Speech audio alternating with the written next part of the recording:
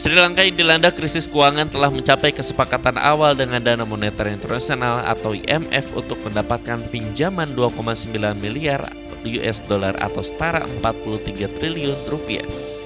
Perjanjian tersebut harus disetujui oleh manajemen IMF dan Dewan Eksekutifnya. Selain itu bergantung pula otoritas Sri Lanka untuk menindaklanjuti dengan langkah-langkah yang telah disepakati sebelumnya. IMF juga mensyaratkan penerimaan jaminan pembiayaan dari kreditur resmi Sri Lanka.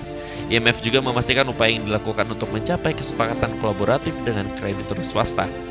Kepala Misi IMF Peter Berwer mengatakan para kreditur perlu membantu Sri Lanka melepaskan diri dari krisis yang dalam dan kembali membayar utangnya. Sri Lanka perlu merestrukturisasi utang hampir 30 miliar US dollar. Jepang telah menawarkan untuk memimpin pembicaraan dengan kreditur utama lainnya termasuk India dan China. Sri Lanka juga perlu mencapai kesepakatan dengan Bank Internasional dan manajer aset yang memegang sebagian besar obligasi negara senilai 19 miliar US dollar yang sekarang diklasifikasikan sebagai default.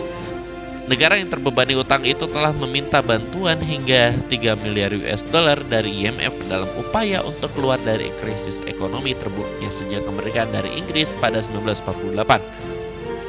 Sri Lanka sedang menghadapi kelangkaan bahan bakar dan barang-barang pokok lainnya selama berbulan-bulan. Krisis parah telah menyebabkan kekacauan politik dan inflasi yang tak terkendali. Kini inflasi di negara tersebut tercatat hampir 65%. Otoritas Sri Lanka akhirnya mendapatkan hutang dari IMF sebesar 2,9 miliar US dollar atau setara 43 triliun rupiah untuk stabilitas makroekonomi dan keberlanjutan hutang. Seperti kita ketahui, krisis ekonomi dan politik yang terjadi di Sri Lanka membuat Presiden Sri Lanka Gotabaya Rajapaksa harus mundur, bahkan pergi meninggalkan Sri Lanka. Apa yang terjadi di Sri Lanka pernah dialami Indonesia pada tahun 1998, di mana saat itu akibat krisis ekonomi yang menjalar ke krisis politik membuat rezim Orde Baru saat itu akhirnya tumbang. Kita tentunya berharap apa yang terjadi di masa lalu di Indonesia tersebut tidak terjadi kembali di Indonesia saat ini, di mana saat itu pun setelah terjadinya krisis IMF juga masuk dan memberikan hutang kepada Indonesia untuk pemulihan ekonomi sama persis seperti yang terjadi di Sri Lanka saat ini, di mana dampaknya bertahun-tahun kemudian bangsa kita mesti membayar hutang dan bunga IMF dengan jumlah yang sangat besar. Indonesia mesti waspada.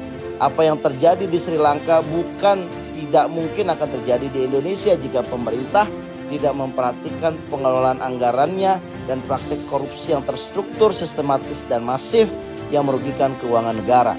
Alih-alih untuk kesejahteraan rakyat, proyek-proyek mercusuar itu menghisap keuangan negara secara dalam, membuat Indonesia diambang kebangkrutan.